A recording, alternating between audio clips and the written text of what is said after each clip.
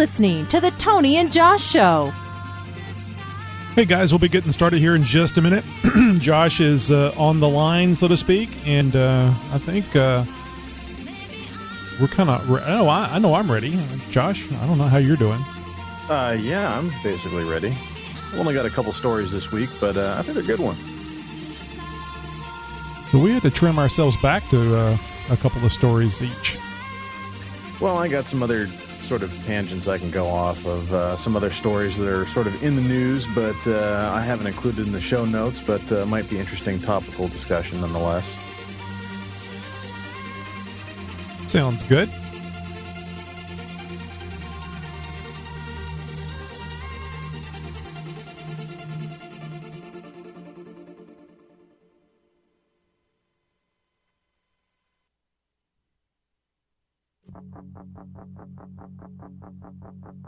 How's the weather up there in Portland?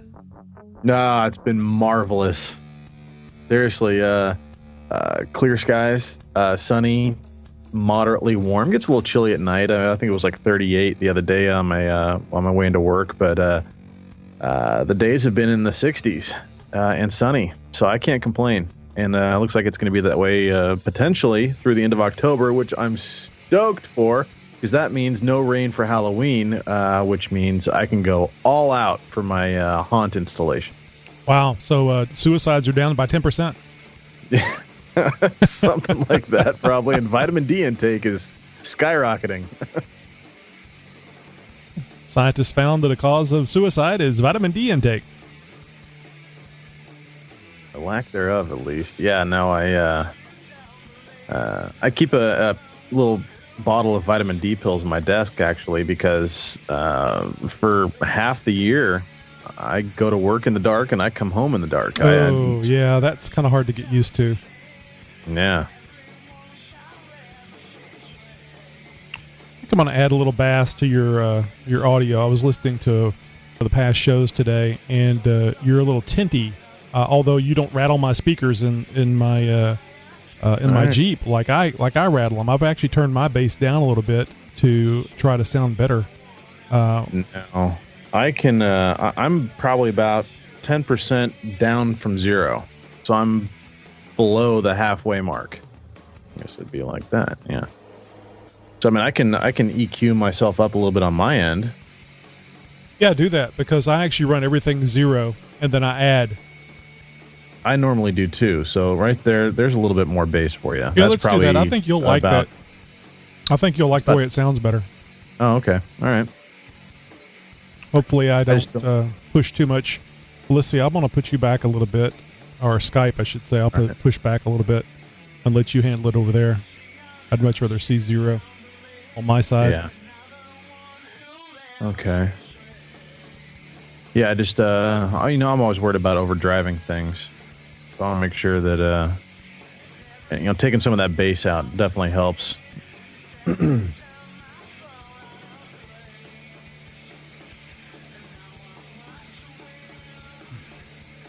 that should be good.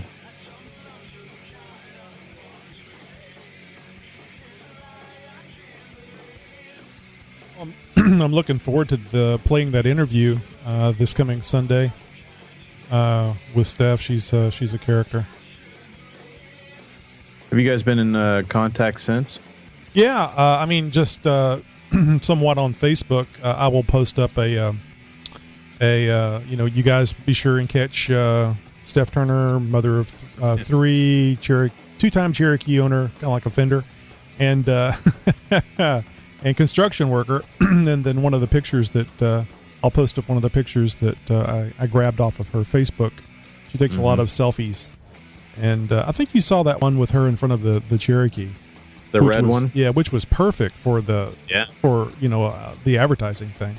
And anyway, she'll like it or say something about the Facebook post. So it kind of connects the person with the advertisement. So, and also to people that are friends of hers and not friends of XJ Talk Facebook will like it and make comments. So I think all in all, it's a good effect.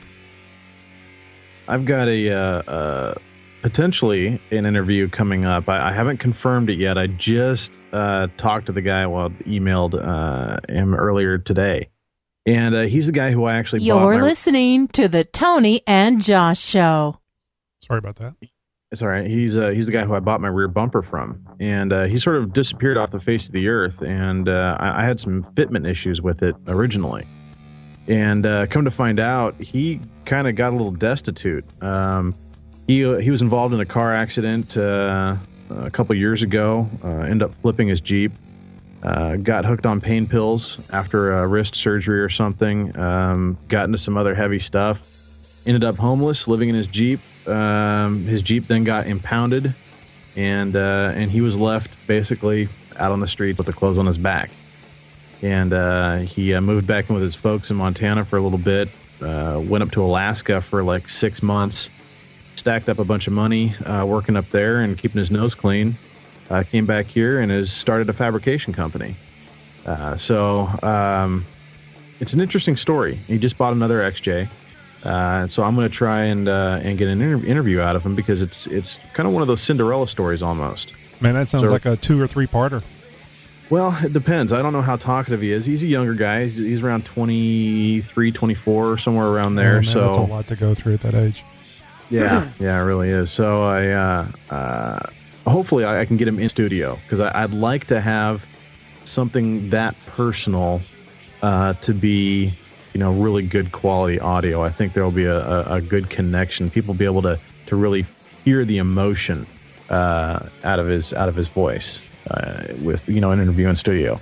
So I don't know. We'll see how that ends up all playing out. He posted up on Jeep Forum today that he is going to make good on the people who he ended up selling some bad stuff to, and me included, with the fitment issue of my bumper. There's 4 people he knows off the top of his head that he wronged, and he wants to make it right. And so he's going to replace the bumper and make a new one to my specs. So really, really cool. Well, that's good. It's always nice when people come back and admit they're wrong and, try to make things right. Yeah. I just rearranged the stories. I'm assuming the boobs one is the funny one. Yeah, why not? Is the other one the funny one? Well, they're both kind of weird. Oh, that's fine. As long as you're okay with that positional. No, I'm fine with all that. I think we'll do the voicemail at the end. All right.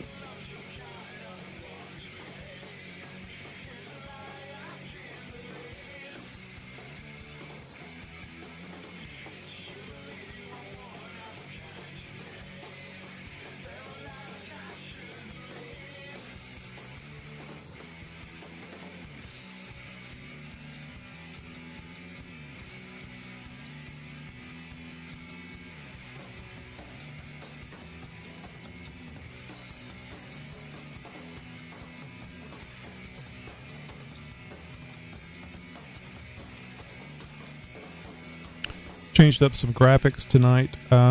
Nothing major, just kind of what we had before, the information at the bottom of the screen, but a little different.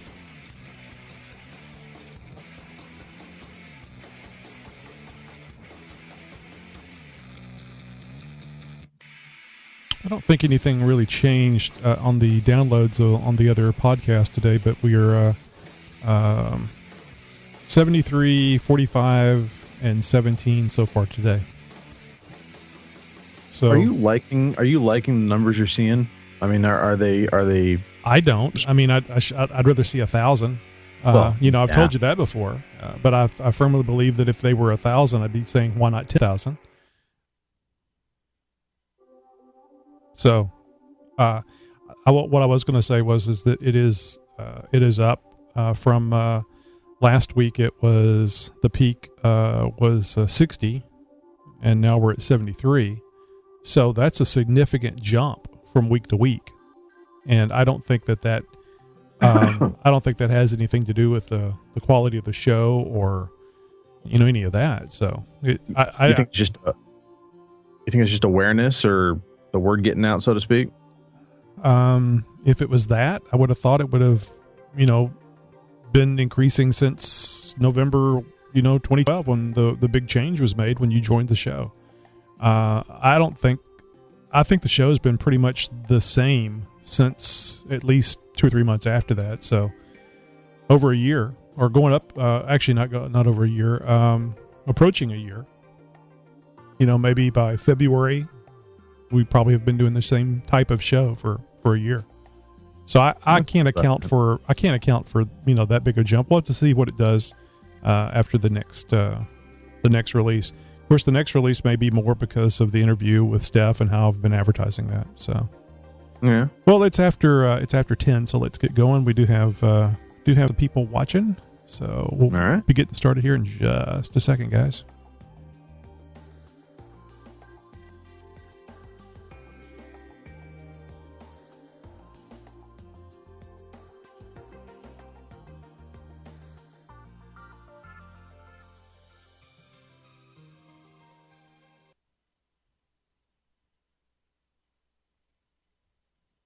Episode 25, right? Yeah.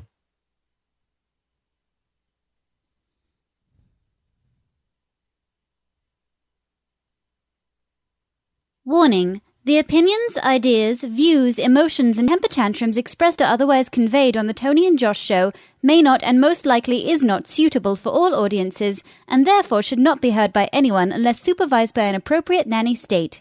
Enjoy!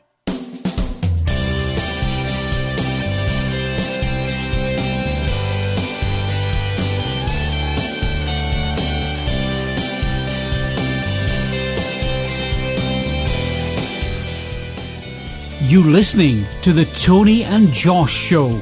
Now, here's Tony. Hey, and welcome to episode 25. Boy, Josh, I wish I could figure out how to get that music at the right level every time. It was even too loud for me to talk over. Oh, yeah. Well, you know how it goes. Knobs get turned and dials get adjusted, and, well, things kind of get out of whack every now and again. Well, guys, like I was saying, welcome to the show. This is episode 25. We're 25. That's almost halfway to the 6-month mark. I guess 26 would be, wouldn't it? Because that would be 52. Yeah, I was told there'd be no math. There was no math. So. Yep, I remember you saying that. No, we're having fun here. That's what it's all about, right? Yeah, we're going to start a new segment tonight called the Walking Dead segment. I just realized we didn't actually think of a name. We're going to talk about the Walking Dead. We've got a little promo and everything. Well, I think we put about as much thought into that as we did the show title. True, very true. Tony and Josh discuss The Walking Dead. TAJDTWD. There we go. It's a great acronym. So if you guys don't already know, if you're new to the show, watching live on YouTube live events or watching the recorded video on YouTube, perhaps you're a podcast listener. Basically what we're doing on YouTube is we send out a live stream every Thursday, 10 p.m. Central Time, to all of you that would like to join in with the show as it's being recorded.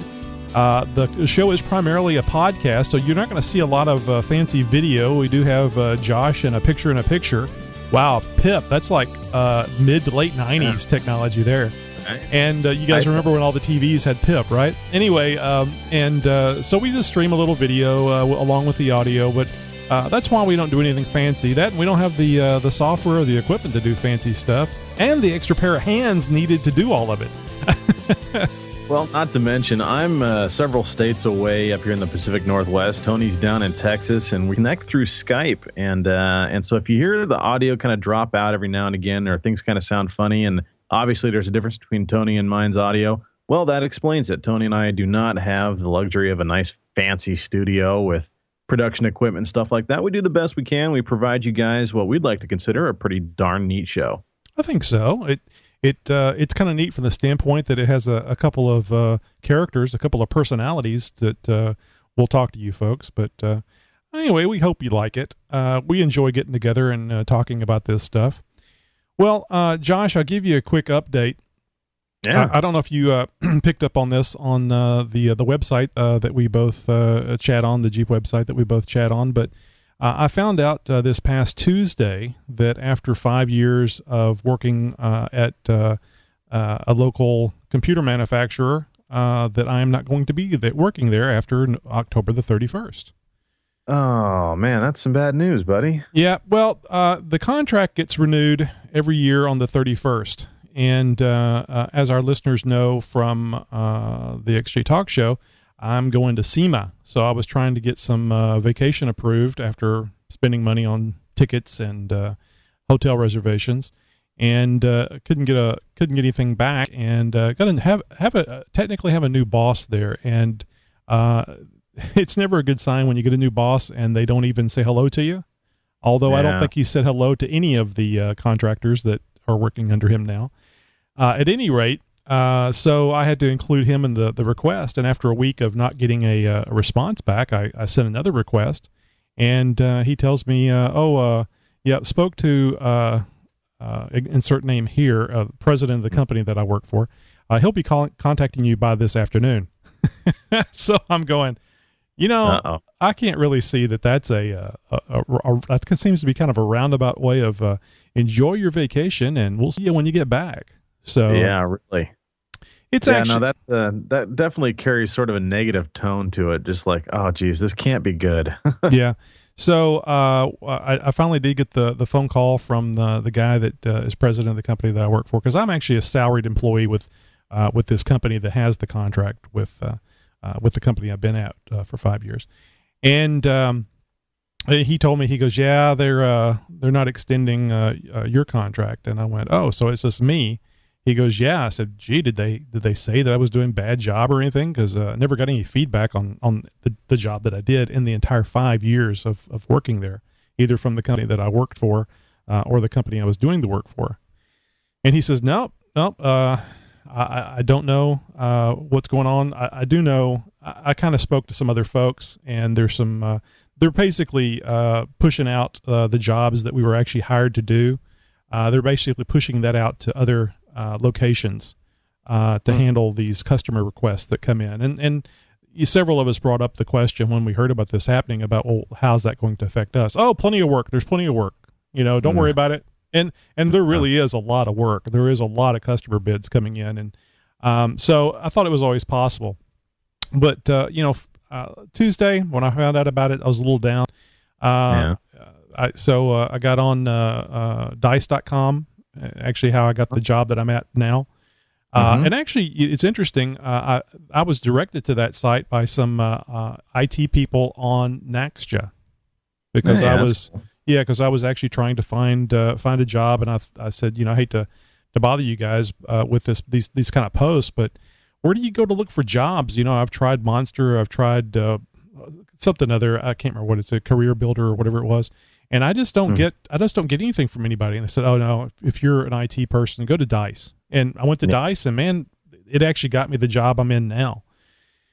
So I went over to Dice Tuesday afternoon, and I probably applied for about 10 positions, and I got an email back from somebody within an hour. Wow. It was one of those services, that would like to do the contract things, but it's still a job. I don't really like contract. I don't think anybody does. And got an email from an actual IT manager about another job. So a direct from the company. Anyway, I got about 4 responses out of 10, which I thought was pretty good.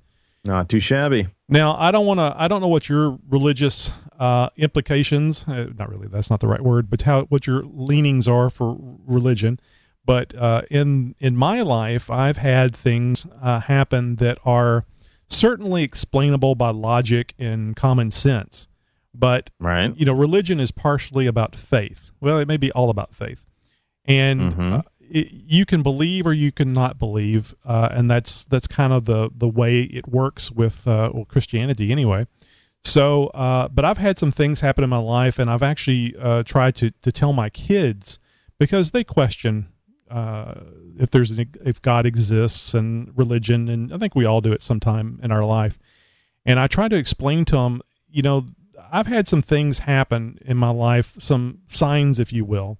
Nothing that can't be explained logically or random chance, but it's kind of uncanny how things come up. I was watching Bruce Almighty with my oldest daughter. I just saw her, and I went in there and sat down, next to her in the room there, just to spend a little time with her, just sitting in front of the television. And it was the scene after Bruce got fired because of his own reasons. I mean, certainly he did. Right. Yeah, certainly it was his fault for getting fired, nobody else's.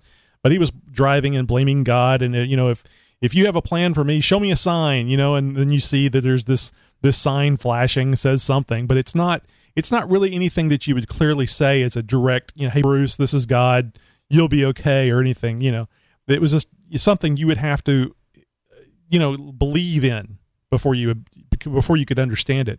And then he goes, "Oh, come on, God, just a sign." And this truck full of traffic signs pulls in front of him, almost cuts him off. Yeah, that's right. It's just hilarious. It's a brilliant movie. And it was very well written. Yeah, very well written. And actually, I was really surprised how pro God it was. It was very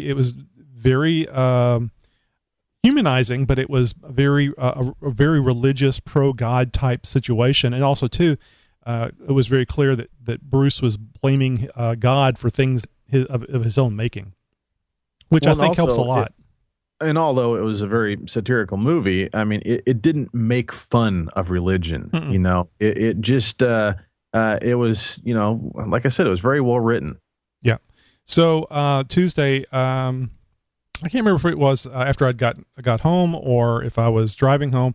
I thought about it, and I said, to myself, I said, self? No, I said, I'm gonna say a prayer, but I'm not gonna say a prayer that has anything to do about please help me find another job so that I can provide for my family, so that I can provide health insurance for my family. I just said, I'm pretty lucky. I have a good life. I've got I'm healthy. My wife is healthy. My kids are healthy. Both girls are going to a 2-year college. I've got 3 Jeeps, and they're all currently running. So there was a lot of reasons to be happy and not down and depressed. In other words, I need to have faith in myself and trust that my many years of computer experience will pay off. And if it doesn't, then I'll find something to do. I mean, I will find some way to make money. It's just, what else are you going to do? You can't just sit down and worry about it. So I said the little prayer, remembered to say, in Jesus Christ's name, amen. I hate when I don't, because I always get this idea that, I've said a prayer, God's got the phone to his ear. Okay, yeah, thanks, great. And then I don't hang up the call by saying Jesus Christ's name. So he's sitting there on the line, and I've got God sitting there hanging on the line for, an hour going, oh no, Jesus' name of prayer. And oh, finally, thank you. Click. So anyway, this is kind of a funny mental image that I have. So I always try to remember to say that. So I ended the prayer and I went to bed, and I didn't sleep very well because this was on my mind. And even though I don't know if you've ever had situations where something's going on and you may sleep, but you're worried about things that are going on at the time. Oh yeah, no, I've had my fair share of worrying moments and stuff that's kept me up at night. Honestly, but I'm not going to delve into all that here. I don't want this to be a big sob story show tonight. But no, Tony, I can relate, and and honestly, from the bottom of my heart, I really hope that that something pans out for you. It sounds like you've got several irons in the fire. You're obviously in demand. So honestly, I don't think you have anything to worry about. You are a lucky guy, and it looks like things are going to end up coming up your way. So just got to ride this out a little bit, and obviously something's going to pop up here real soon. Yep. Anyway, to wrap this up, the next morning I got up, I was still had that on my mind. You have to go through the kind of the grief process, and I came up here and I did my typical thing, look at emails and refresh the various social media things that I have on my screens, and I refreshed the Google Plus screen and looked at the top 3 little postings or whatever. Not interested. Scrolled to the next 3, and right smack in the middle it said, Everything will be okay. Trust me. God. Really? Yes. Ain't that something? There's your sign. Yeah. So I looked at that and I thought, if I hadn't seen the movie, I may have missed that. Yeah, right. But it was so obvious that Bruce was missing the signs. And I actually posted about it on Facebook, and a lot of the friends and relatives I'm really surprised because they mainly ignore me on Facebook for good reason. And but they all either liked or made comments on that one. So very good. I thought I would Very share good. that. And then I actually got another one, and I posted it up in the Facebook post, and I said, am I just missing these things when I see them normally, or am I just sensitive to it right now because of what I'm going through? But anyway, so I don't want to be greedy. I'm not going to look for a third one, but here we go. So tonight we're going to. I'm sorry. Go ahead. I was going to say things always happen in threes, so there might be a third one out there. Who knows? I've only got the one job, so I don't know. I guess we could. I do have 2 podcasts, so. Yeah. Harmon's starting a third, right? No, I'm thinking about those 2. I could get fired from those 2. That would be 3s. Yeah. There we go. and just so you know, this so everybody understands, I didn't get fired. They're just not continuing the contract. And if they had wanted to fire me, they would not have waited for the contract to end. It's just a convenient way.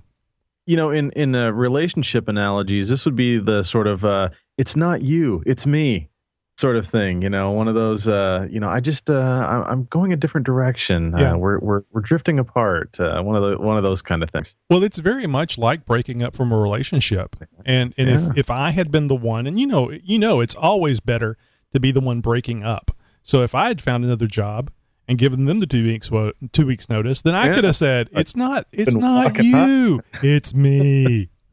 Oh, it's the other way around, right? No, I did it right.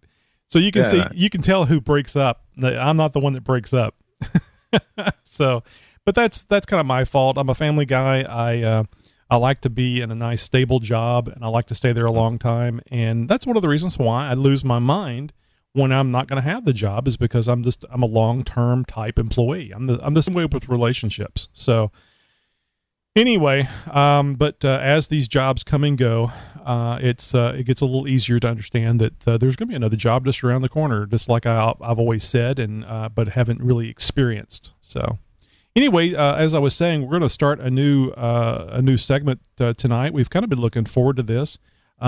Josh was telling me before the show that he did not get a chance to see this last episode, the first episode of the new season of The Walking Dead. But that's okay. I'm sure I can spoil it for him by talking about it.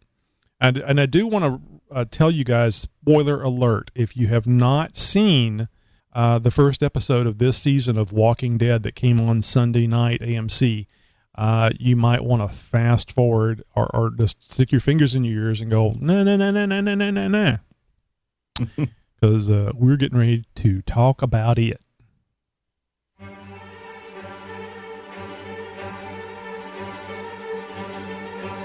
Walkers, crawlers, blood, guts, and all that is zombie.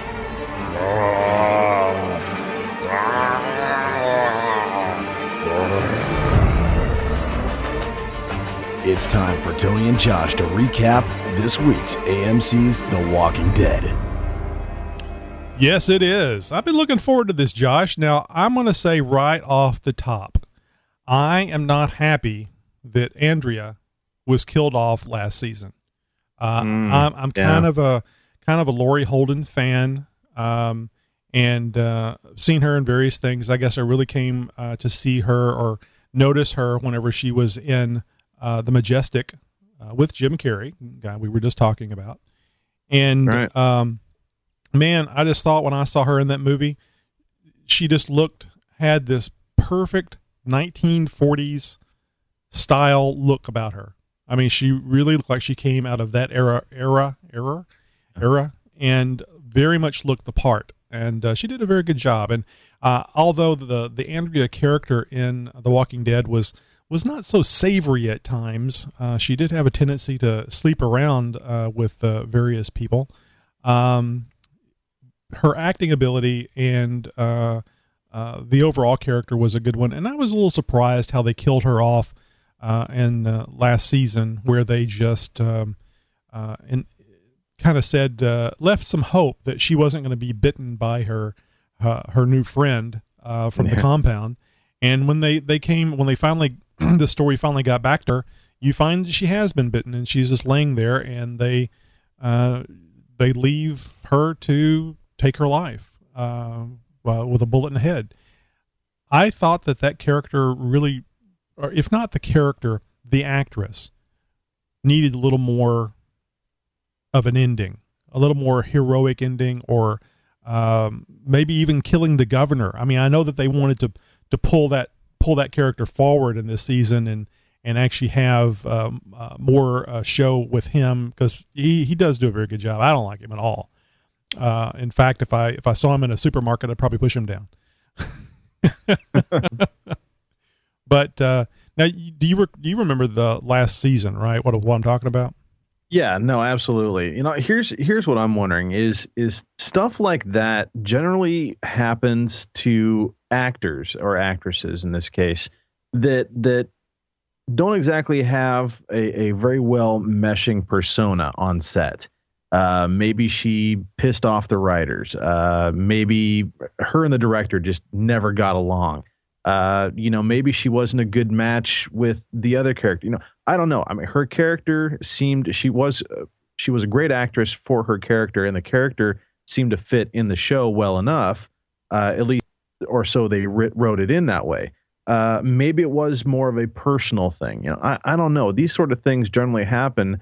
Especially, I mean, this is what, season 4? I mean, we're going into season 4 or season 5. I was trying to stay away from that because I couldn't remember. Yeah, and I can't remember either. So, the show's been around long enough that those sort of idiosyncrasies probably should have been worked out by now. And if they haven't, well, the show isn't quite old enough to where they can write her out of the show altogether. And this may have been something of her own accord. Maybe she had a better offer to do a movie or something like that. Who knows? And there were some conflicts, and she's like, you know what, this really isn't working out. I think I'm going to move on to bigger and better things. Why don't you guys write me out? And they're, all right, well, screw you then, and you're going to die like this. I mean, we can play the what if game, all day long, but you're right. I mean, I'll agree with you in the sense that her character, in the sense of what she brought to the show, deserved a little bit more, or something different, at least. I don't know. It was kind of a half-assed way to do it, I think. Yeah. Well, I did look it up while you were talking, and we are in season 4 now. So the episode 1 of season 4 is what we're here to talk about tonight. And speaking of characters dying, I'll jump ahead a little bit. And as we all know, because we've all seen the episode 1 of season 4. Not Josh, but the audience, because I'm not spoiling this for you. They take a guy, and strangely enough, he was wearing a red shirt, into a Best Buy or something. I was amazed how well stocked that store was. I mean, the stuff was fronted. The merchandise was still fronted. I think that's what they call it whenever you front the stock. It's all nice and level, so it's a nice presentation. The store was just full of goodies, all kinds of electronics and everything. So I spent part of the other night watching a few episodes that I knew that I wasn't up to speed on, and I think I actually may have accidentally seen this one and not known that it was season 4, episode 1. Helicopter on the roof. The helicopter on the roof. Yes. Okay. Good. So excellent. Yeah, you're right. You lied to me. Was okay. So in every other store that they've ever been to, it's been clean, picked through, and this store was like freshly stocked. Yeah. I mean, the one where the guy went up to the case, or not the case, the shelf. And there was just all these liquor bottles or whatever. Yes. I would think that in those kind of times and situations, you know it. That would have been cleaned out a long time ago. That would have been cleaned out. There would have been 5 pregnant zombies. So yeah, exactly. So anyway, I was joking about the red shirt. There was a new guy there. They in this episode, they basically have a lot of the people that were in the governor's compound. I forget what that place was called. They even mentioned it in this episode, and I forget what it is.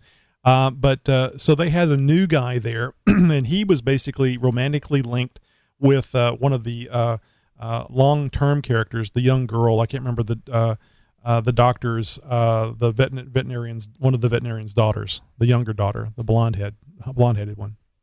I'm glad I prepared for this. Anyway, but they show a romantic link between them before he goes off on this run, and unfortunately, to me, it seems like the smart thing to do would be to wrap your legs, because how many people have we seen on The Walking Dead, including Herschel, the veterinarian, get bit in the back of the leg as you're walking away?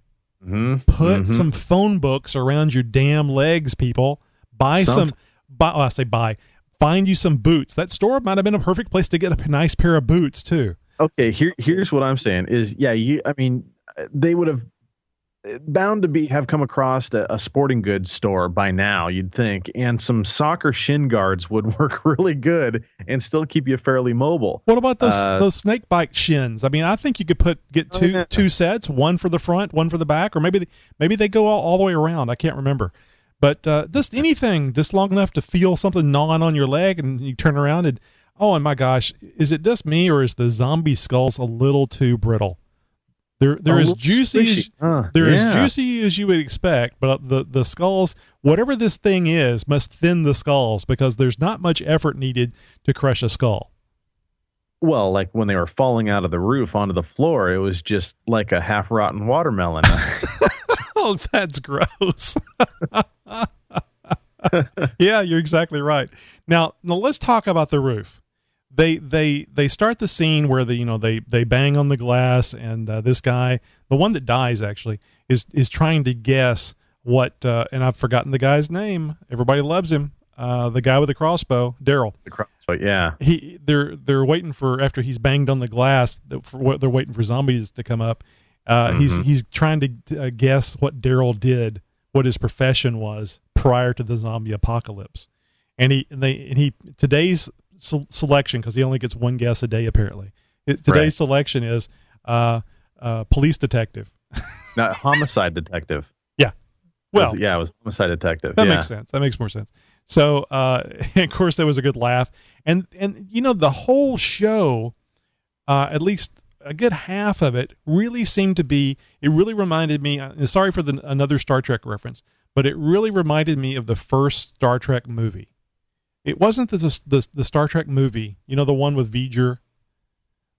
Oh yeah, the very first, the Star Trek motion picture, I think was the name. Yes. The very first Star Trek movie was horrible, but it was more like a reunion, a high school reunion, or old friends getting together, and it was just, here, we're going to get these people back on screen, and that's what it's all about. This episode of The Walking Dead felt that way to me. Everybody was smiling. People were having a good time. We're glad to be back on the set. Hey, let's go squish some zombie heads. There was not that doom and gloom feel to it. I mean, there was certainly elements of that in the show, but overall, it was like, they're naming pigs. Okay, here's my comment on this is that I think they're easing us into it. I think you pour yourself you draw yourself a really hot bath. You can't just go in and sit down in it. You got to kind of ease into it a little bit. You know what I'm saying? So I think that, and it seems like the S is about to hit the fan here real soon, and so they got to kind of prime the pump a little bit. And they're setting us up. So, okay, guys, get ready. We're going to kind of, spoon feed you here for a second, and then we're just going to shove this pie in your face. Yeah. And that's, I think, is going to be coming up here in the next couple episodes. Right. Well, but it's just, from what all happened in the past season, it just seemed a very lulling. Yes, but season premieres cannot be overly epic, especially for a returning show. You don't want to play your ace in the hole your first episode. You already have 3 episodes or three seasons under your belt. You don't need to come out of the gate strong. especially for as well of an acclaimed show as this has been in the past. So with that, you just kind of got to give them something. You got to play it safe, and then you start to get people hooked with some of those more thriller-like episodes that leave you hanging at the end, wanting more. This just sort of sets it up like, okay, guys, we're back. One of those sort of things. And then now next episode, I think, is going to be one of those more gripping, cliffhanging type of episodes. Well, you could be right. I don't know. Well, always right. Well, yeah, you're just like me. You're always right in your own mind.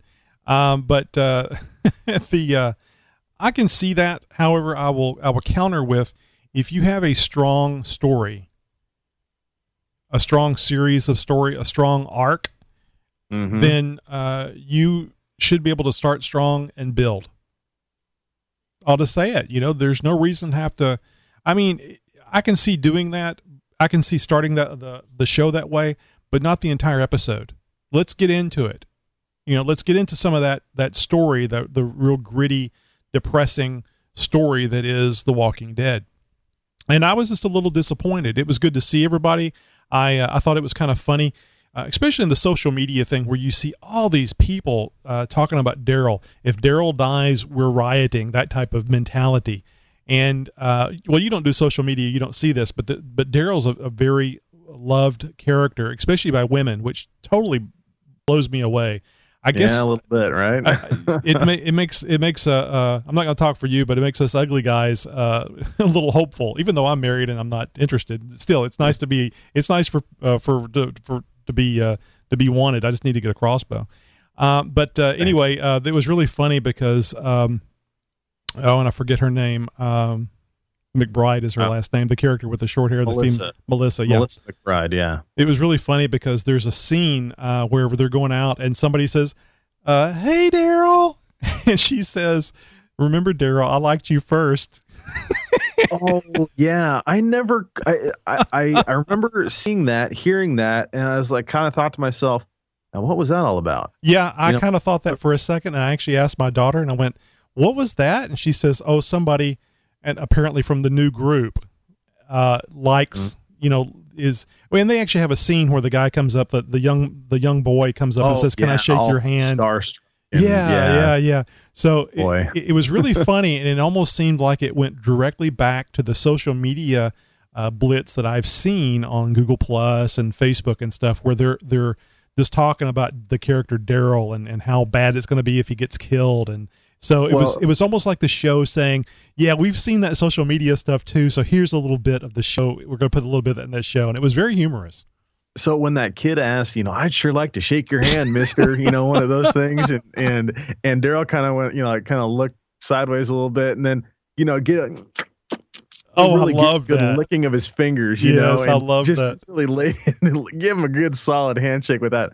I'd like to ask him, I wonder if that was improv or not. I want to know if the licking of the fingers was sort of written in the script or if he just pulled that out, But the embarrassment factor where he's standing there with one of his longtime survival people, and she's looking at him and just enjoying the hell out of his uneasiness, and it's so funny when she says, "Remember, I liked you first." It was very well done. Very well done. I really enjoyed that. Anyway, let's get back to Best Buy or whatever it was. And Best Buy is not a sponsor of this show, but could be.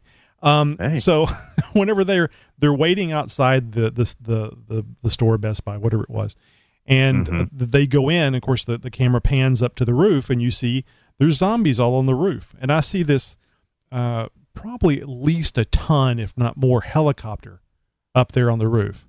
I'm thinking, crashed. Yes. I'm sorry. Yes. Crashed on top of the roof. So obviously there's going to be some impact damage to the roof, some structural damage at least. And I see 20, 30 zombies walking around up there. And something like that. And in my mind, I'm thinking, okay, the roof's coming in. And in my mind, the writing was too much on the wall. It was very prevalent. It was too predictable what was going to happen. But what wasn't predictable is how it happened, and that's the problem I have with this. Now, when the guy, you mentioned the wine thing, and he put the wine up there, and that thing fell, and it made a noise, and the noise attracted the zombies. attracted him to that one location. I thought, okay, now this is making sense. He made a noise. The 30 zombies or so are going to walk towards where the sound is. The sound probably is in fairly close proximity of that helicopter and all that weight. And as the zombies come to the noise, the helicopter and the zombies are going to come crashing in, and now they're going to have to battle these zombies inside the store in the dark in a confined area. But no. The zombies start walking along a roof that they must have been up there for some time. Right. And they start falling through the roof at various places. These random soft spots. Yeah, I thought that was a little off, a little odd, that there's just these sort of random soft spots in this roof for no reason whatsoever. That they completely missed wandering around up there. Now, yeah. Now, right. Now I think that as far as good cinema or good storytelling from a standpoint of you don't know where a zombie's going to come at you. You don't know where they're going to fall through. You don't know what angle. There was that one that landed head first, and I'm thinking, hey, you guys all need to be doing that because right. they have some good effects in this show. Oh no, absolutely. Yeah, they definitely had some good zombie splats. Yes. During that segment of the show. So that I have a problem with that logically. And that's part of the story. You have to be able to buy into the story. Now, I knew when I saw that helicopter, it's coming through the roof. Period. And as soft as it was, apparently, with the zombies falling through, it shouldn't have been there. The helicopter should have already come through. So I had a problem with that. Yeah. There was a moment where before they went into the show, the guy's looking down and there's like some bloody legs just laying down on the ground. Like, okay, there's legs and a pelvis. Where's the rest of it? Sort of thing. And that's sort of what made me think, harking back to some, video game stuff where, you throw a grenade at a group of zombies and, you end up with one that just sort of crawling around with arms and a torso. So you get these crawlers, so to speak, versus walkers. Obviously, that one wasn't walking anymore. Where'd the rest of it go? And it kind of made you think, okay, there must be the other half still in the store, and they're going to, something's going to happen to somebody. He's going to get bit because this one didn't come out as fast as this other one did when they banged on the glass. And so I didn't really pay much never mind to the chopper because I'm thinking, okay, if that helicopter was going to come through the roof, well, it would have already done so a long time ago. Yeah, exactly. If it was coming down. So, and then all of a sudden these holes start popping up as these zombies start walking around and have previously magically missed them all up until this point, which I thought was a little bit of poor writing. I think that they could have done something else. I mean, why were these soft spots in the roof to begin with? How did the zombies miss them altogether up to this point? It just doesn't make any sense. Didn't add up. Mm-hmm. And up to this point, the show has done a pretty good job of, avoiding those kind of scenarios where you can't believe that this is happening. I'm not going to blame the writing. I'm going to blame people sitting around the table going, you know what? This would look a lot more interesting because it would make everybody not know where zombies are going to come from. It'll be a lot more interesting in the scene where they're having to fight the zombies. If they all fall in one place and the helicopter rolls over a bunch of zombies, then it's kind of anticlimactic. Well, I think it was sort of one of these after the fact sort of things because they did a very good job cinematically of, pulling the camera back and panning out onto the roof a little bit and showing that, there's this, crowd of zombies up on the roof of this building that these people don't know they're up there. Obviously something is going to happen. And then they got to that point writing it in the show and realized, well, we've got to come up with a way to get these zombies into the building to get everybody. Now, I would have much rather have seen one of those rooftop stairwells, and the zombies find their way to this rooftop stairwell sort of thing, and maybe push in a door, or maybe the door was already open or something like that. They find themselves down a fire escape or something along those lines. But just random holes, no. I'm not buying it. They need to do a better job. Yeah, I think the helicopter could have fallen in as the zombies were getting closer to it. The weight getting more towards the center, the structure already damaged, falls in, and the ceiling ripping, and zombies could have fallen from many feet back away from the helicopter, and they could have had the same type of effect, just not as random, not as maybe not as scary. And they would still have the inside fighting. It certainly would have been brighter without the roof during the daytime, but that could have been taken care of too by them getting there late or having something happen before they got there where it's getting dark and they're inside, so it's not as bright. So various ways of doing it. I'm not going to say that it wasn't the wrong way, because they do a lot of work on that show, and I'm just sitting here criticizing one segment of it. So it's okay. I just had a problem with it logically. Yeah. So question for you. Will they go back? Do you think that they'll go back to this mother lode of a store that has magically appeared in the storyline? In every other store that they visited, including the one drugstore where they were getting some antibiotics or medication. I forgot if somebody was injured or whatever. It was a frantic snatch and grab. Yeah. It was in and out. We got to go. We got to go. We got to go. And this is sort of just meandering down the aisles with the shopping that's what I'm telling you about. This is what I'm telling you about this episode. It just wasn't the same type of, oh my God, we could die at any second. Oh my God, we got to get back. Oh my God, let's grab. I bet you they'd never go back to this store again. I think, which wouldn't make any sense, because there's such a plethora of stuff to be had. Right, but from an survival existence standpoint, what makes a more interesting story? To have very little and have to be pushed into things that are not safe? Or, you know what? We found this store that's fully stocked. Let's go live there. Well, I mean, speaking of living places, so there looks like there was some sort of a military installation that they had found. Some chain link fences and some, looks like some triage areas were set up a little bit. Which explains why the store was so well stocked, because the military had a base there and was keeping everything out, including people and looters and stuff. So it does that kind of does make sense. But apparently they all died, and you saw that there was some really old bodies inside that thing. Did you catch the thing where they hooked the boom box up to 2 car batteries to draw out the zombies? I thought that was cool. That was a really cool idea, and I loved it when they said 2 car batteries. But it was a cool idea, but it was so what's the word I'm looking for? They were misinformed about it. Where you got these people that give them direction as far as, okay, well, we're going to do this. What's the right way of doing it? And it's just like, well, there is no boombox on the planet that, if it was hooked up to 2 different car batteries, would not instantly fry. I'm sorry. No, that's not happening. Well, it really depends on the batteries that it takes, right? I mean, it's really the voltage you're looking at, the current. It's only going to draw as much current as that it needs. Well, no, that'd be 24 volts. It'd be like not if they're hooked in parallel. Okay, so that would be 6 volts. Okay, no, that would be 12 volts and with double the amperage. Yeah, right. Mr. Electrical, I can't believe you. I was told there'd be no math. Damn it! There's always math in electronics. So anyway, when they said 2 batteries, that's in my mind, my amateur radio mind, that's exactly what I was thinking. They hooked it up in parallel, which doubled the running capacity. It doubled the current capacity. Now, series, yeah, you're right. That'd be 24 volts, and it probably wouldn't have been too good for very long.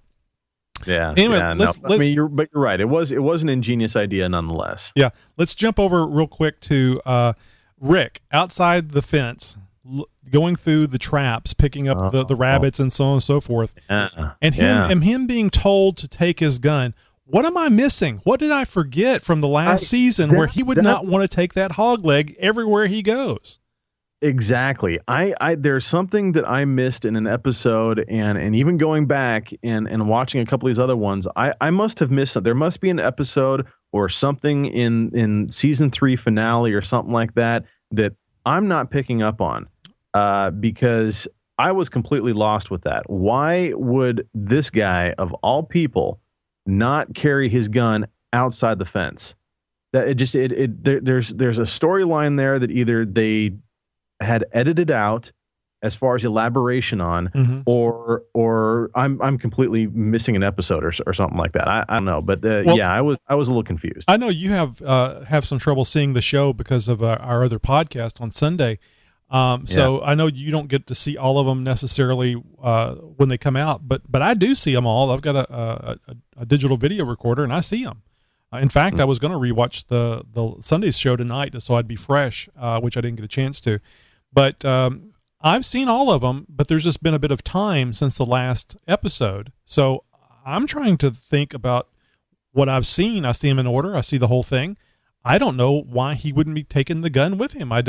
He didn't accidentally kill anybody. I mean, no, he didn't. The only thing I can think of is that at one point towards the end of last season, he kind of started going a little batty, and he was seeing his wife. Yeah, he was seeing Lori. Losing it, and then he like left the prison for a while and stuff. But even then, he had his gun on him. So I don't know if this was a personal decision that we're just supposed to infer that, well, he's worried about his own mental state and that he's worried for some reason now that if he had his gun on him, he's going to misuse it or something. That's possible. Yeah, that's possible. But he seems to be a lot better as far as his absolutely mental faculties and his seeing of dead people. But speaking of seeing dead people, that chick that he found in the woods, wasn't that great makeup? Wow. I was thinking there was going to be this whole another storyline that okay, this gal is like a pseudo zombie or something like that. Yes, she's infected, but she's not. She hasn't turned. But she is a zombie. She's technically dead. I thought the same thing. She's technically a zombie, but she has consciousness of a person. An evolution, a zombie who has evolved. A zombie evolution, that has evolved. Exactly. I thought the same thing, and that would have been really cool. Now, I've never read the magazine, the comic book, so I don't know the storyline at all. That's just off the top of my head, because she did look like a zombie. Well, so there was something I saw in the commercials during the show that they have these webisodes and stuff like that sort of parallel the TV storyline. So I'm wondering if that, you and I are just not, good enough fans, and there's all this other stuff going on that they broadcast on the web during these webisodes that sort of answer some of these questions. I wasn't aware of those. I'll have to check that out and watch it. If nothing else, I may even have to start watching Talking Dead. Oh. Yeah, I was just going to say the exact same thing. I'm really not a fan of it. I've watched a few minutes here and there, but it's just like, okay, I can't participate. So it's just like, I really don't want to hear somebody else blabbing on about, their point of view, which is exactly what we're doing here. But it's different. It's us, Josh. It's different because it's our opinion. But, Chris Hardwick, I enjoy him. I don't watch him very, very that often on Web Soup, but sometimes I watch Web Soup, and he's good. But when he's in Talking Dead, I think he's a little too chipper especially since it's after the show and somebody's died or somebody's added a new head to the aquarium collection. It's just not, hey guys, let's see. Wow. And that's kind of Chris Hardwick, but he's an enjoyable guy, but just Talking Dead, it's just, I'd like to see a little more depression there, Chris. Yeah. Anyway, so I thought it was interesting that, they find that boar or whatever it is that is still alive, and that girl, God, walks out there, walker-ish, walks over there, and he goes to leave. She seemed very normal and nice. And then, they're going back, and I like the 3 questions thing. Maybe Rick has asked those 3 questions before, and I just don't recall. That was nice. I like that, because before I can trust you, I have 3 questions I need to ask you. Right. And the way they played it out where, they get back to the camp, and she's talking to something. What the hell was she talking to? I thought maybe she had a severed head over there or something, because it was little. Okay. Well, at the end, remember they showed the burlap sack and it was kind of moving and I was going to get to that. I don't understand that either. I mean, I have ideas, but. So she was talking about her husband this whole time. She can't leave without her husband this, her husband that. and all this stuff. So I'm thinking, okay, he's not here. He's not around. Okay, he's sick. He's, immobile. He looks in the tent and you see the one sleeping bag in the tent. Okay, now there's something else going on. Is this gal, just completely, bat-esque crazy or what's going on? And then she like goes over to something in the corner of the camp and starts talking. And I'm thinking, okay, she's completely lost it. Her husband has been gone for years and she's talking to a rock or something like that. Or then I'm thinking that, okay, maybe her husband had turned and she's got him buried up to his neck or something like that in the ground. I didn't think about that. That's possible too. So, he's there still and she's keeping him alive more or less by feeding him stuff. Animated. Let's call it animated. Right. So, but and they never really quite elaborated on that either, other than just showing this burlap sack twitching on the ground. Well, she made it very clear that don't end it. In other words, don't stop me from turning into a zombie, which he didn't, because I want to be with him. So that implies that he's a zombie and she wants to be able to be with him as a zombie. Then that was clear. But exactly. And everything else up to this point says that you decapitate a zombie head, the zombie and the head are dead. Yes. So how would all of a sudden all the rules are broken and this one head is alive in a sack? Wait a minute. Weren't the heads in the governor's palace, the governor's mansion, weren't they moving? They were animated. I mean, certainly the head should be. I think they were just sort of floating and bobbing. I don't think that they were alive. I think I have to go back and look, but I think the zombie heads, because the brain is what is causing the activity. I don't think they need anything other than a brain. I mean, you literally could remove the brain as long as it was intact. It would still be wanting to try to move. It couldn't. But anyway, so they never did show what it was that she was talking to, but we can all imagine that it must have been at least a piece of this husband or boyfriend or whatever it was that she had survived because of and made it that far. And then the burlap bag, I don't know what Rick did. In my mind, if the head theory is correct, and all that was in that little area that she was talking to was a head, he removed her head and put it in the bag, because that would be the safest thing for a zombie, not to kill you, to remove its ability to move. I mean, we certainly saw that with the black chick.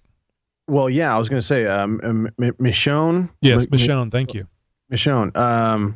Yeah, how she would have her little entourage on chains, and she'd cut off their lower jaw and both their arms. Yep.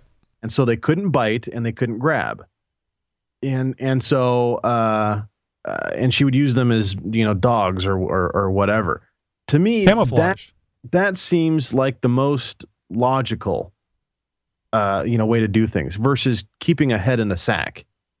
Now, I mean, obviously, 6 ways to skin a cat or whatever you want to, however you want to call it. But, I mean, I don't know. And she had this whole elaborate story about how, they've been traveling and they're not doing so well on their own, this sort of thing. It was a very well thought out story. And I'm wondering if it wasn't, in her case, a little practiced and said before or something. She had a lot of free time on her hands, Josh.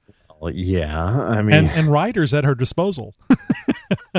Well, and the other thing is something else that I'm wondering if it's going to pop up in future episodes, if there's going to be other people that look like her, because out of all of the people that any of the other characters in the show have ever come across before, nobody has ever looked like her. I wonder if that wasn't so that it would make sense why Rick took her as a zombie.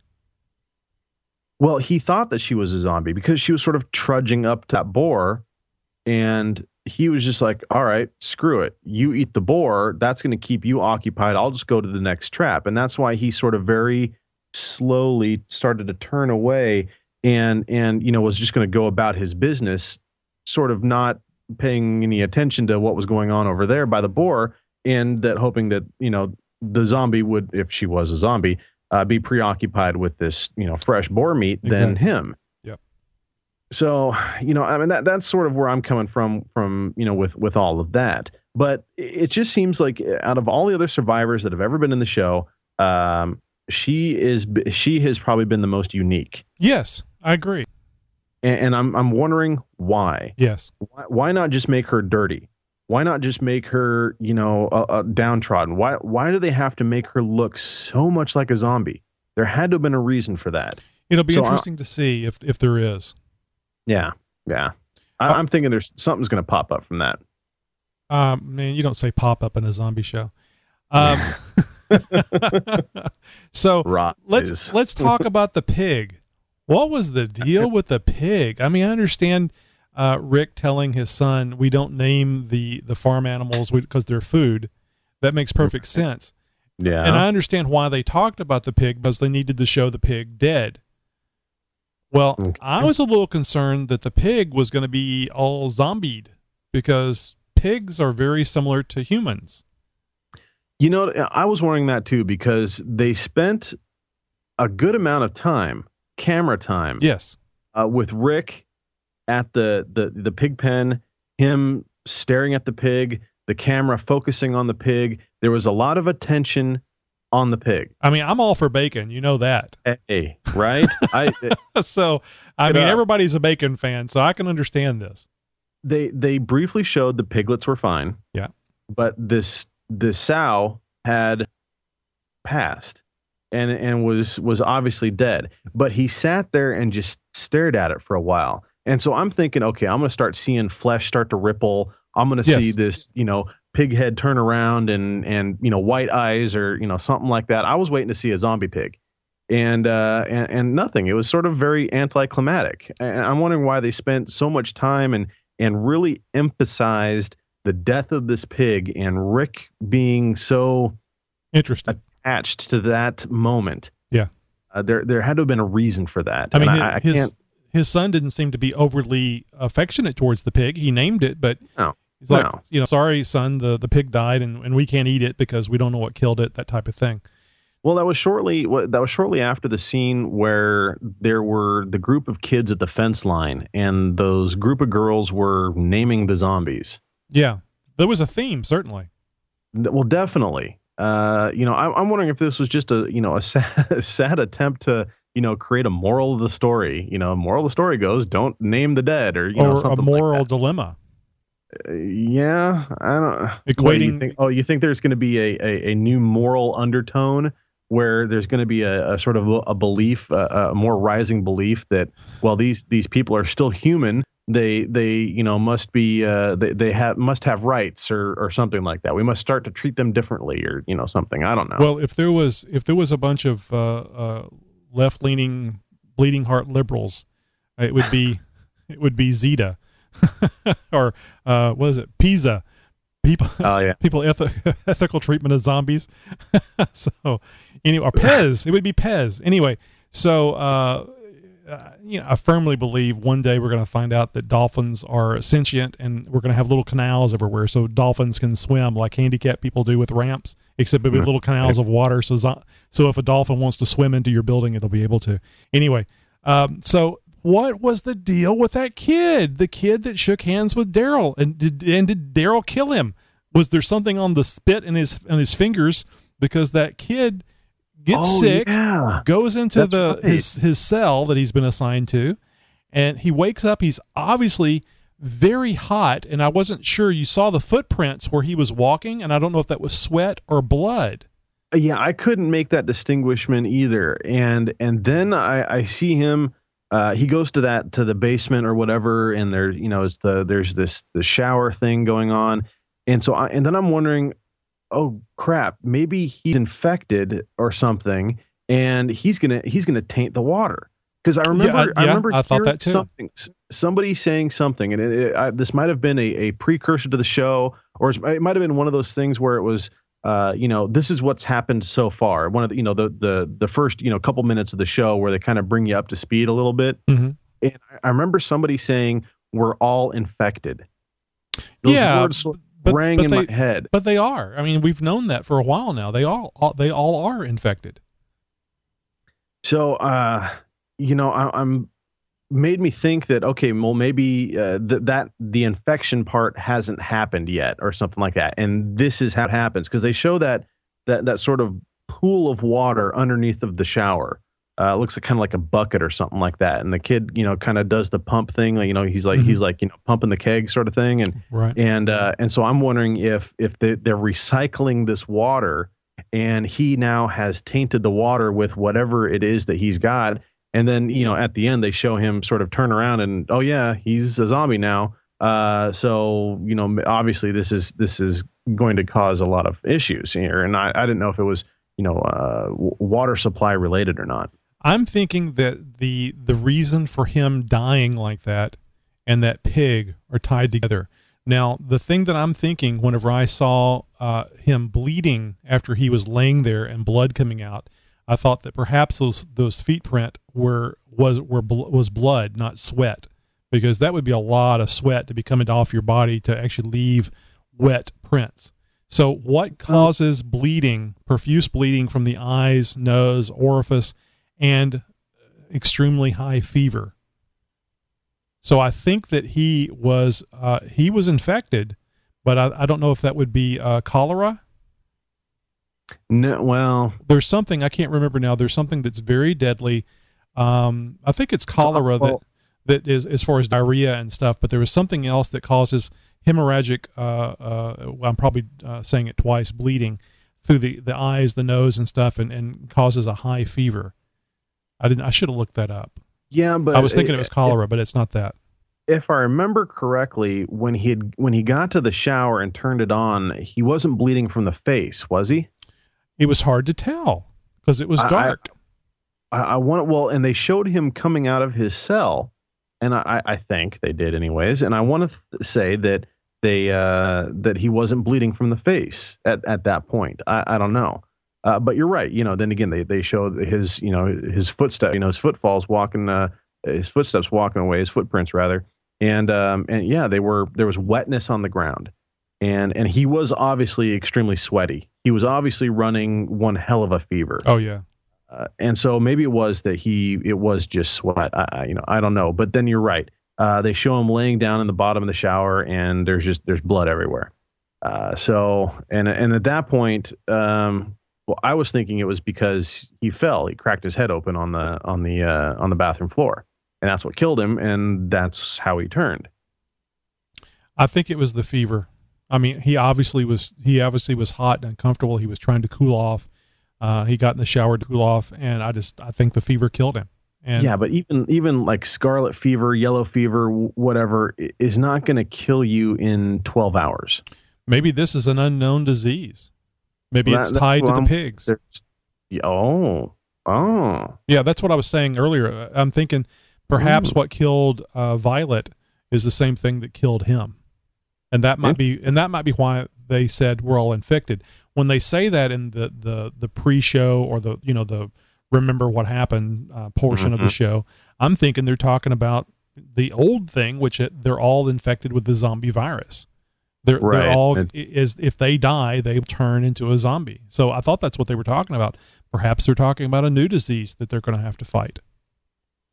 Yeah, maybe there's something else that we missed too. I don't know. I mean, in any case, it's shaping up to be a very interesting season. I mean, they obviously have set it up to where there's a lot of these unanswered questions. This is, your curiosity is spiked. And at least that for me, that's how it is. There's a lot of stuff going on that I don't quite understand. But I'm obviously willing to stick it out, and I'm going to find out what's going on. Well, I think that's by design. I mean, I think that's the reason why it was written the way it was written. It's obviously a cliffhanger type thing that isn't a major cliffhanger, but it's like, well, why did that kid die? And my gosh, could he get a better agent so he could be in 2 episodes? It's just, right. He seemed like a nice guy. He really liked Daryl, so it was a plus in that regard. It seems like there's a lot of people, nice people from the governor's compound that have come over, and obviously their group is now growing substantially. But if I'm reading the previews for episode 2 that's coming up here, it looks like they're about to lose the prison. Yeah, I think they alluded to that with the zombies getting up alongside the fence. I'm really surprised that after them saying something about that and having to actually clean the fence row off by puncturing heads, that they didn't put some supports up there. But then again, I do remember seeing in a preview where there was dead animals along the fence. Oh, well, I remember seeing, it might have been in the preview for episode 2, but they've got 4x4s and logs laid up against the fence, and they sort of, sheared it up. I guess there's only so much you can do with a chain link fence. Well, here's what I'm wondering is okay, they're killing all these zombies. The bodies are piling up against the fence, and if anybody has seen World War Z, and I know you've seen the previews for it, at the very least, they showed these piles and piles of zombie bodies stacking up against this great wall, and eventually it just builds this ramp of bodies up to the top of the fence or the wall, and they just start coming over, and it seems like they're just setting themselves up for something along those lines. I saw a perfectly good H1 Hummer back at Best Buy that they could have got and used to drag bodies off. And I guarantee you, if that was a military Hummer, the glass is going to be thick enough where no zombie's going to gnaw its way through. So, and they don't need keys. If anybody spent any time in the armed services knows that most military vehicles do not have ignitions. Yeah, it's bad trying to. Who's got the keys? It's bad. It's bad looking for keys when you're under fire. Yes, exactly. So there's a lot of things that they could do. That you as a person in the real world could do. The number one thing would be to gather as much fuel as you possibly could, and when you had a lot of it, you could start making Molotov cocktails and burning the extras. Which is, of course, the problem with burning the people, the zombies, because they'd have to get higher pay. I don't know. You've never played Left 4 Dead, have you? No, I haven't. It's a Steam Valve game, very well done. And in that, they have pipe bombs that beep, and the beeping sound brings the zombies towards the pipe bomb. They all gather around it right before it blows up, which is great, and it's cool when an arm goes flying by your head. But the other thing is the Molotov cocktail, and you can just light those suckers up. Crap, and I forget which franchise it's in now. It's not Band of Brothers. Geez, Call of Duty, maybe. One of the games has a sort of a zombie mini game in it. I know what you're talking about. I have not played that. So they have something similar, and it's a teddy bear bomb, it's a monkey bomb or something. It's one of those things with the symbols that it's the thing that and they've got like a grenade or a thing of C4 attached to it or something. It's a Semtech teddy bear with symbols or something, and they throw that thing. You throw that thing out there, and it makes a bunch of noise, and the zombies go to that, and then you blow a bunch of them up all at once. So.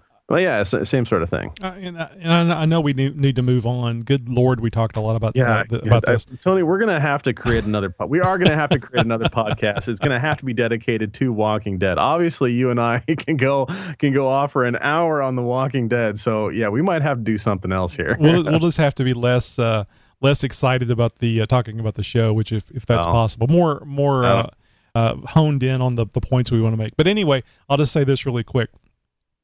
There's lots of little things that could be done that they don't do, and I understand why they don't do them, because they need to have a storyline. But one of the problems I had was Rick not carrying his gun.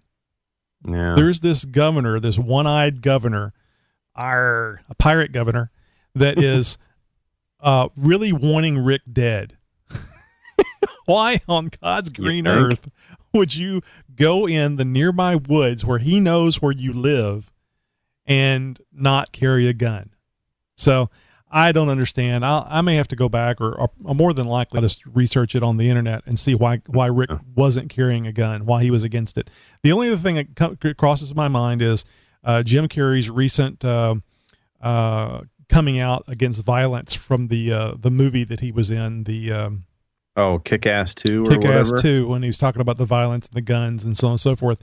The guy who plays Rick, the sheriff, the post or a pre-apocalypse sheriff, he is from England, and they don't like guns over there. So who knows? Maybe it's his own personal not wanting to be so pro-gun on the show. I hope it's not that, because that would be just insane. Let's have a gun-free zone in a zombie apocalypse. Well, they did sort of lead up to something where, remember, he was digging around in the garden and that was interesting, wasn't it? That was very interesting. That was a nice 45. He actually pulls a clip out of it, examines it for a quick second, and then tosses both pieces in the wheelbarrow. Well, I'm sure that stuff was crap, being in the ground like that. Well, of course. But, I mean, nonetheless, he sort of, he checks it out. I mean, obviously they don't have gunsmithing, means to do anything with it, but it was a very poignant scene in that he just sort of, he had this expression on his face, just like, meh, I don't want this gun, and it tosses it away. I took it to mean that it's trash. Well, I took it as he doesn't want, he wants to get back to normal life. And things like guns and the calls of the zombies and everything like that sort of bring him out of that and take him to that place that he doesn't want to be.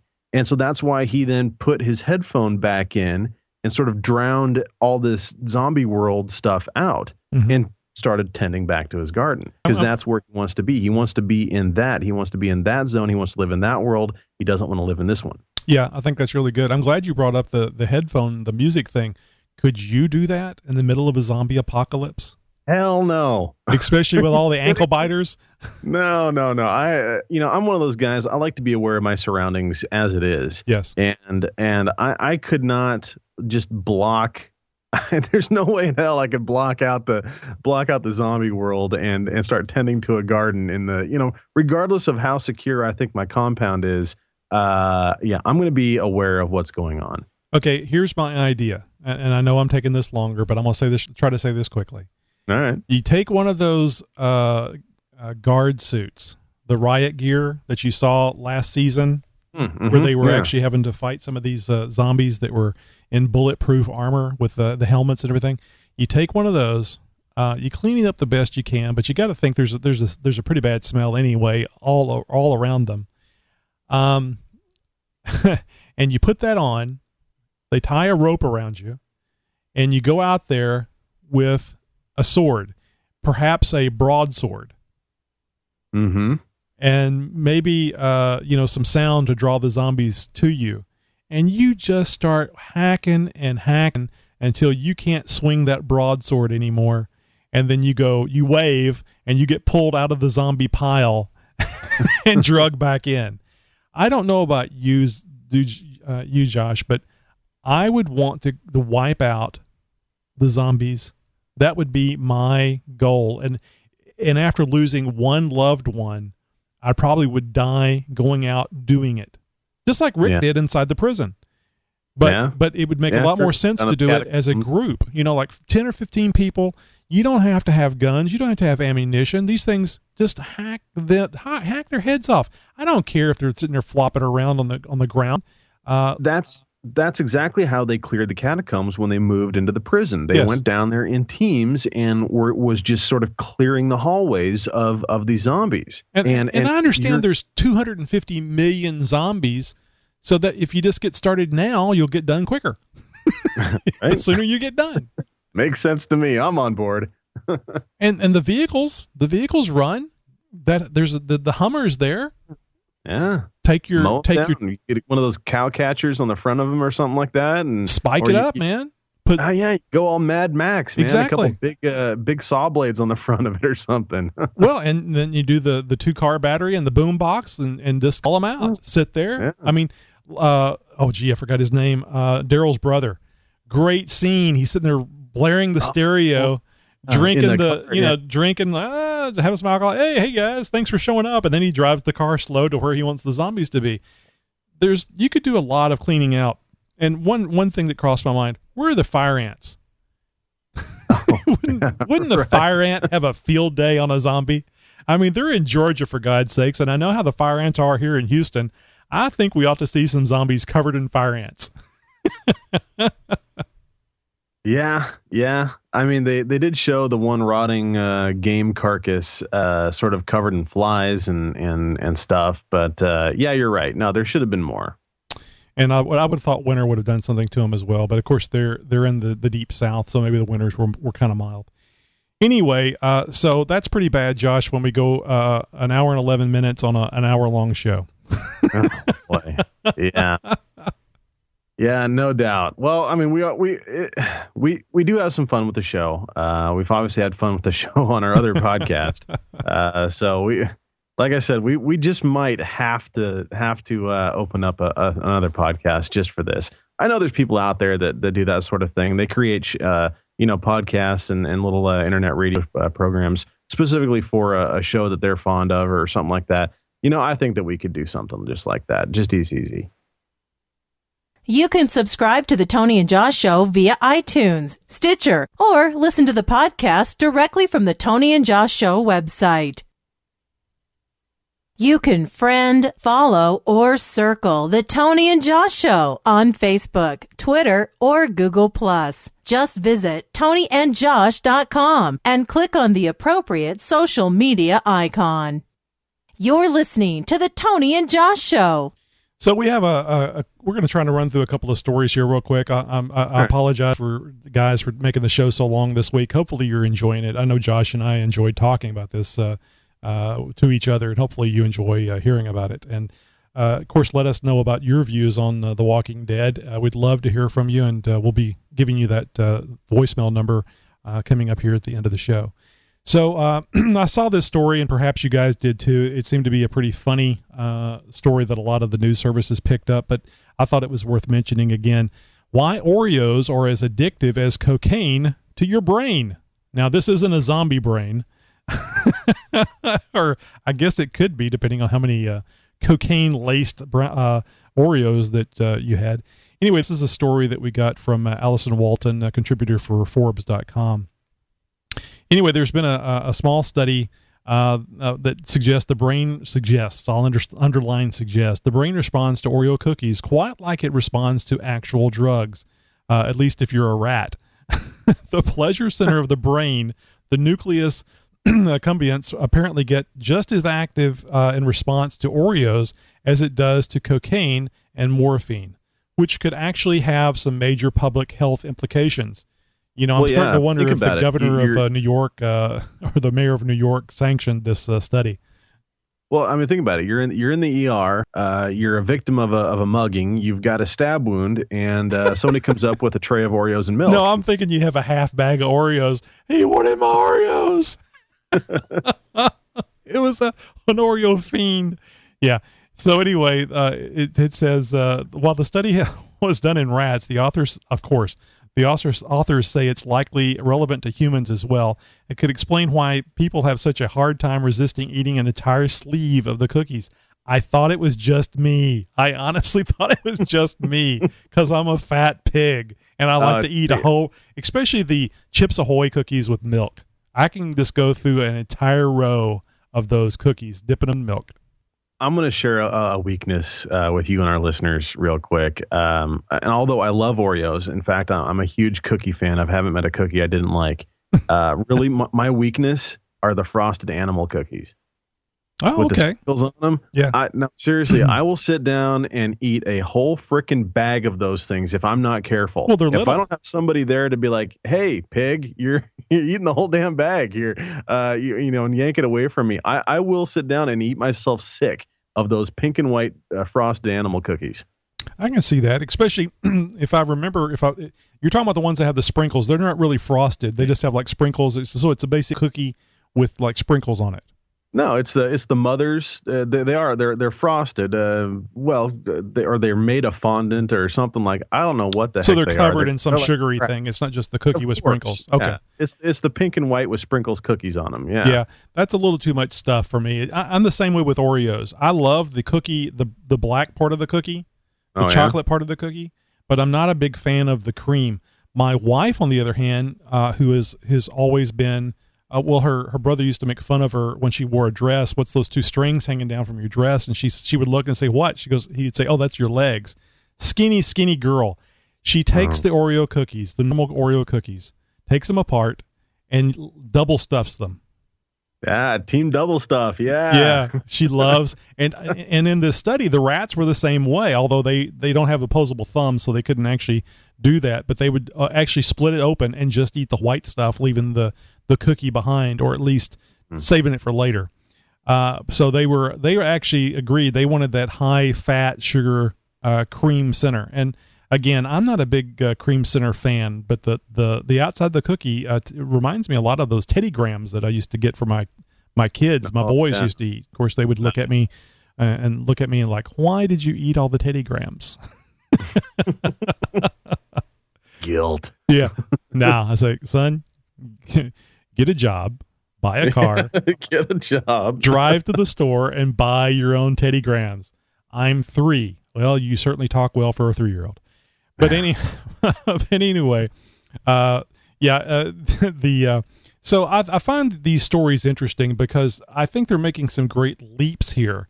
Whenever they talk about Oreo cookies, the brain responds to like it would drugs. I think that if you read into this into detail, you'll find that any kind of sugar confection type thing has this reaction, but they singled out Oreos to make it a good story. Now, I don't know if the scientists did this or the people writing the story did. It was because Nestle probably funded the grant that I think it was the funds for this. No, it's Bloomberg that did it because he wants to ban Oreos. Yeah, right. So anyway, as I was saying, the final oddity of the current study, the rats apparently prefer the creamy vanilla filling to the cookie itself. They would break it open, eat the middle first. Though this isn't likely enough to confirm that the results are applicable to humans, it does make one wonder if we're really not so different after all. Well, after all, it is a rat race. Oh, geez. Well, speaking of the rat race, I see all kinds of things on my way to work, and Portland here definitely has its fair share of panhandlers. And I've seen all kinds of panhandlers got funny signs, saying, let's just face it, I need money for beer, or, need money for smokes or something like that. Have you ever seen one that says, money for boobs?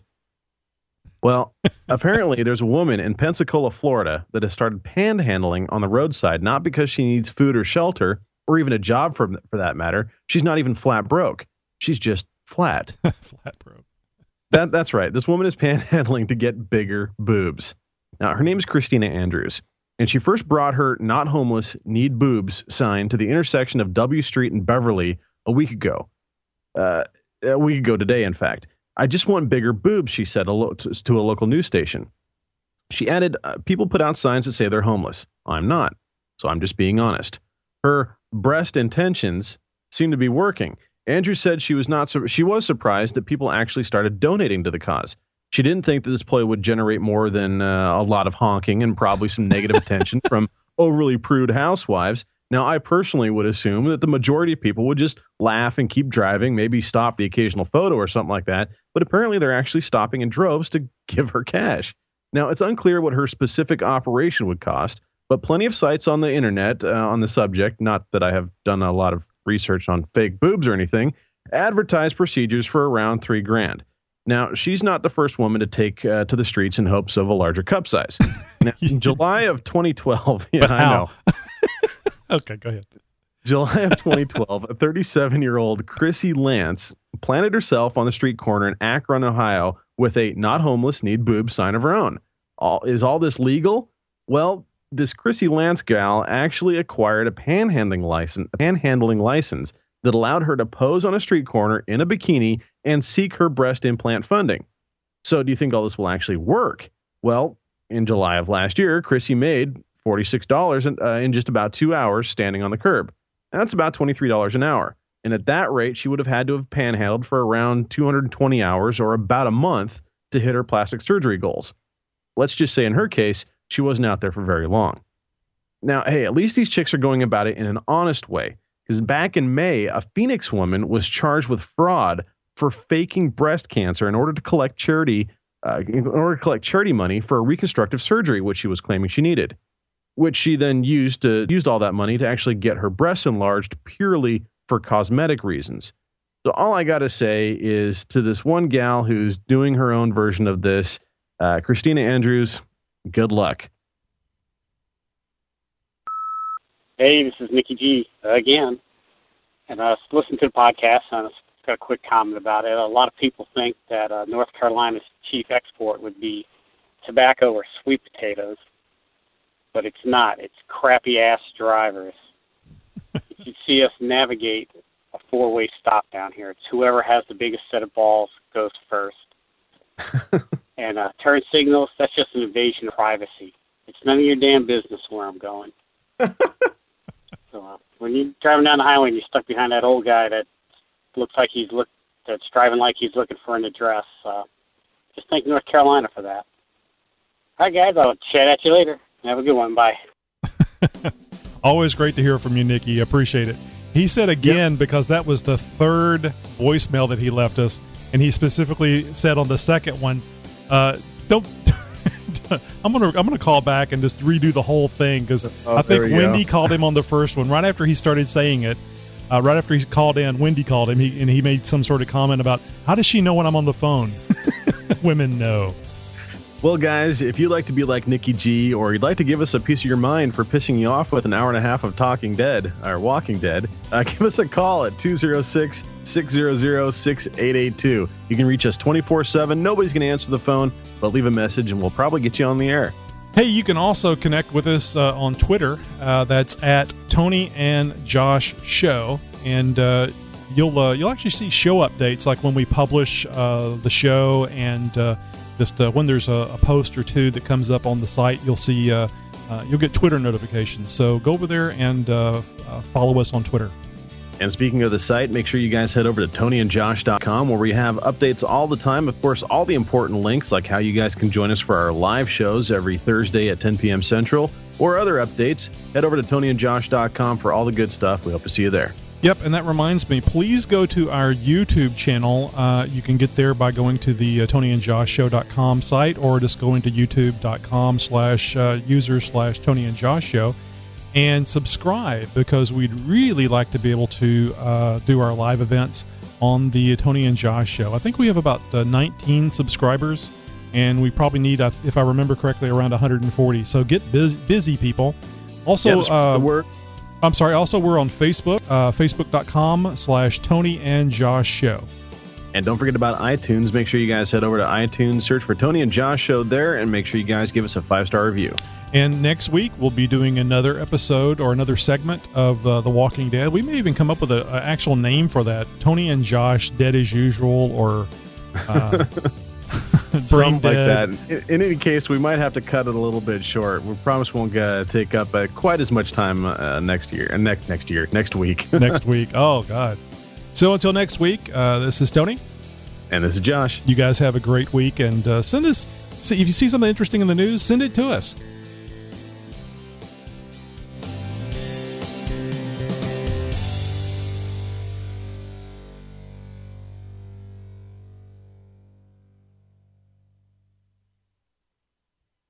Wow.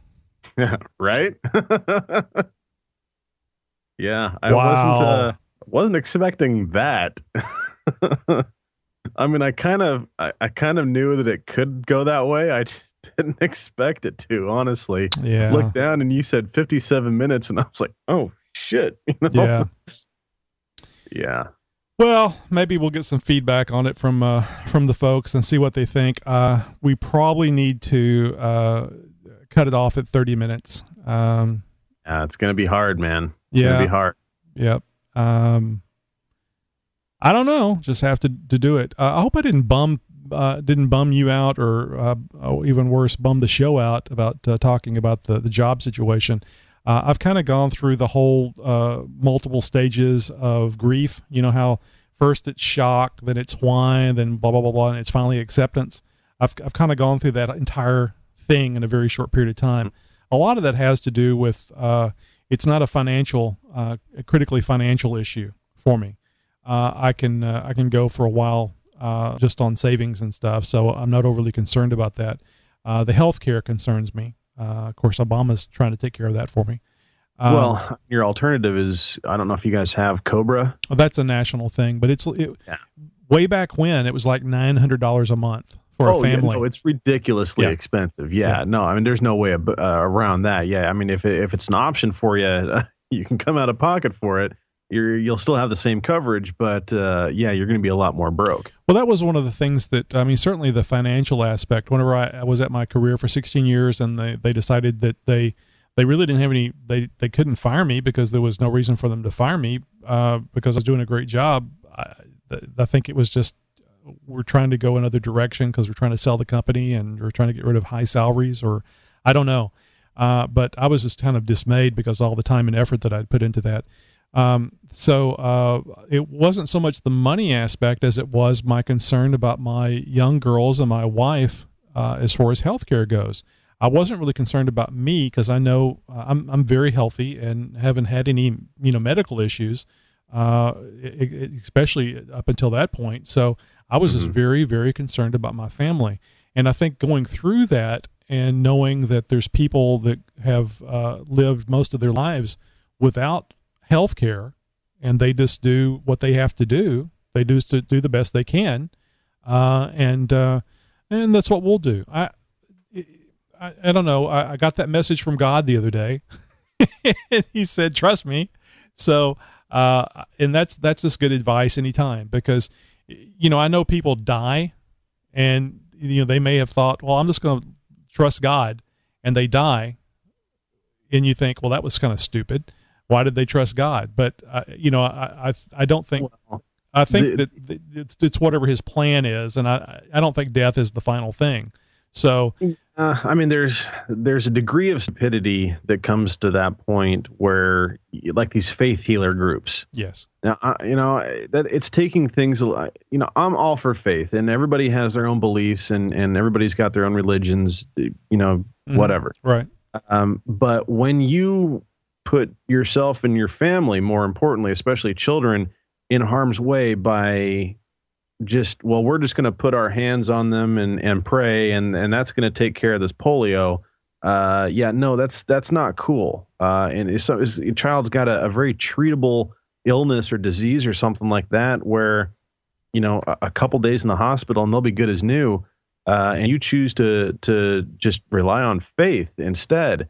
To me, that's not a wise choice, and that's not faith, that's not religion, that's ignorance, that's stupidity. Well, it says in the Bible, and this, you won't hear me quoting from the Bible very often. I'm not going to come across as a Bible thumper and very knowledgeable, but it says in the Bible that God created us in His own image, and I think that means it gives us that gives us the ability to think and to rationalize and to understand things like God does. In other words, an animal has a limited ability to make decisions, usually on instinct more than anything else, although I think I am starting to see evidence that animals have a little more thinking abilities than what we may have once thought. I don't think that they rise to the level that we have, our God-like ability to create things that we want to create, to create things virtually out of almost nothing, which is very godlike. And I think that goes right back to the image thing. So I think we have a responsibility to ourselves and those people that depend on us to use that godlike ability to survive and to live the best we can. And also to share with other people and help them and teach them and so on and so forth, so they can do the same thing. Not necessarily give them things, because I'm very much of the, teach a man to fish, or feed a man with fish, or slap him across the face with a trout. Get out there and fish, dumbass. I'm tired of feeding your ass. I do think there's a certain segment of society that we need to take care of, but there's the segment that doesn't want to fish. Well, you need to starve, or you at least need to come close to it, where I'll give you something, and now you get your ass out there, because it's just human nature. At any rate, I'm not going to sit back and wait for a job to come to me. That would be stupid. If that was the case, that would have already happened. I'm just taking it like, trust me, God created me, and he created everything around me. He knows things that's going to happen. He knows things that are going to go on. The trust me thing is just, I need to progress like I would know to progress, and things will be fine. So, completely changing the subject, video promo? Yes. Okay. I didn't know if we're going to... If nothing else, on audio promo. Yeah, right. Well, I'm putting it on the show. Have you heard the front of the show with the video? I'm sorry, with the audio promo that we record at the same time as the video? No, honestly, I've been so tied up with a bunch of other stuff. I'm behind on my podcasting, all of it, in fact. So, that's why I didn't have any show notes up until tonight, which I meant to apologize for. I should have had something in there sooner, but I haven't had the time to do jack squat. Well, that's when I put mine in, was tonight, I guess around 6:30 or so after I ate dinner.